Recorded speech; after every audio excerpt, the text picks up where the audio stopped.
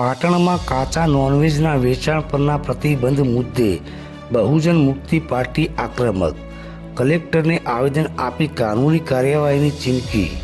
રોજીરોટી છીનવી અને સંવિધાનની કલમ 21નું ઉલ્લંઘન છે.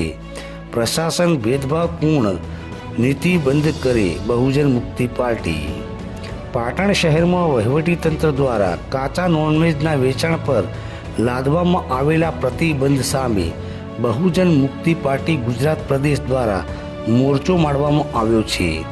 આજે પાર્ટીના હોદ્દેદારોએ જિલ્લા કલેક્ટરને રૂબરૂ મળી આવેદનપત્ર પાઠવ્યું હતું અને સંવિધાન પ્રદત્ત મૂળભૂત અધિકારો મુજબ વેચાણની કાયદેસર વ્યવસ્થા ઊભી કરવા કાનૂની રજૂઆત કરી હતી.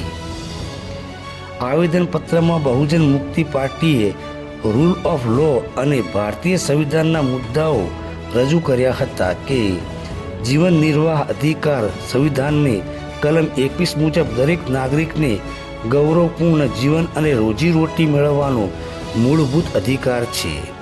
સુપ્રીમ કોર્ટના વિવિધ ચુકાદાઓ મુજબ પ્રશાસન ડ્યુ પ્રોસેસિંગ ઓફ લો વગર કોઈનો રોજગાર છીનવી શકે નહીં. ભેદભાવપૂર્ણ કાર્યવાહી. હોસ્ટેલ ડિસ્ક્રિમિનેશન પાર્ટીએ આક્ષેપ કર્યો હતો કે માત્ર એક ચોક્કસ સમાજને નિશાન બનાવીને કરવામાં આવતી કાર્યવાહી સંવિધાનની આત્મા વિરુદ્ધ છે. પ્રતિબંધને કારણે રોજનું કમાઈને ગુજરાન ચલાવતા ગરીબ અને મધ્યમ વર્ગના પરિવારોનું જીવન નિર્વાહ સંકટમાં મુકાઈ ગયું છે. બહુજન મુક્તિ પાર્ટીએ વહીવટી તંત્ર સમક્ષ તાત્કાલિક રાહ તરીકે પાટણ શહેરમાં કાચા નોનવેજના વેચાણ માટે સ્પષ્ટ અને સ્થાયી કાયદેસર વ્યવસ્થા ઊભી કરવા માટે આવે. ચોક્કસ બિરાદરી આધારિત ભેદભાવપૂર્વક કાર્યવાહી તુરંત રોકવામાં આવે. તમામ નાગરિકો માટે સમાન કાયદો અમલ સુનિશ્ચિત થાય.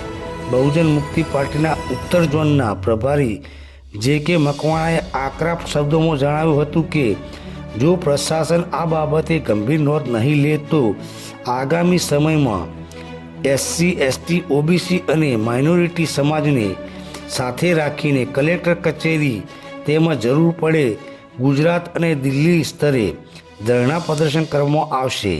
વધુમાં પક્ષે નામદાર હાઈકોર્ટમાં રીટ પિટિશન દાખલ કરવાની પણ તૈયારી દર્શાવી છે.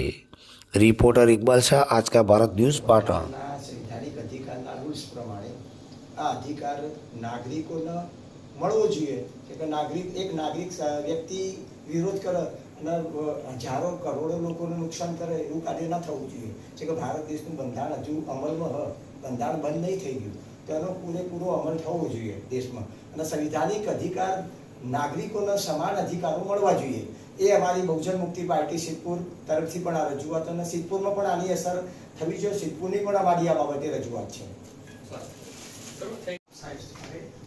પાટણ શહેરની અંદર જે નોનવેજ કાચા નોનવેજની જે દુકાનો ચાલતી હતી વેચાણ એની ઉપર નાના લોકો પોતાનું ગુજરાન ચલાવતા હતા અને એ નોનવેજનો વેપાર ધંધો ઇતરકુમાં SC, ST, OBC બધા લોકો કરી રહ્યા. તો આજે એ બંધ થવાથી લોકોના ખોરાક ઉપર પણ એક પ્રતિકૂળ અસર પડી જબરજસ્ત. અને અમારું કહેવાનું એ કે એ લોકોને ન્યાયિક રીતે કોઈ વ્યવસ્થા કરી અને એમનો વ્યવસાય બંધ ના રહે એ બાબતની સાહેબ અમારી બહુ આપ સાહેબ સુધી રજૂઆત છે.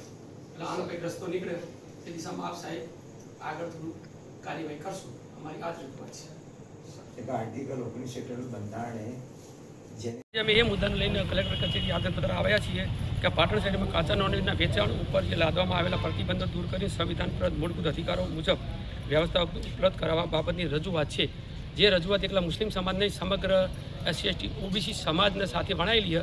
એટલે એને અમે કાર્યરત આ ધંધા થઈ જાય અને દરેકને રોજીરોટી મળે અને જે લોકો આ ધંધા સાથે એના પોતે આરોગ્ય એ લોકોને પણ પોતાનો મૂળભૂત અધિકાર પાછો મળે એ બાબતે અમે આજે કલેક્ટર સાહેબનો રૂબરૂ મળી અને આ બાબતે રજૂઆત કરવામાં આવે છે. આગામી શું કાર્યક્રમ રહેશે તમારા? આગામી કાર્યક્રમ એવું કે અમારી આ માંગને લઈ અને પ્રશાસન પોતે પગલાં લઈ અને પુનઃ આ ધંધા ચાલુ કરાવશે.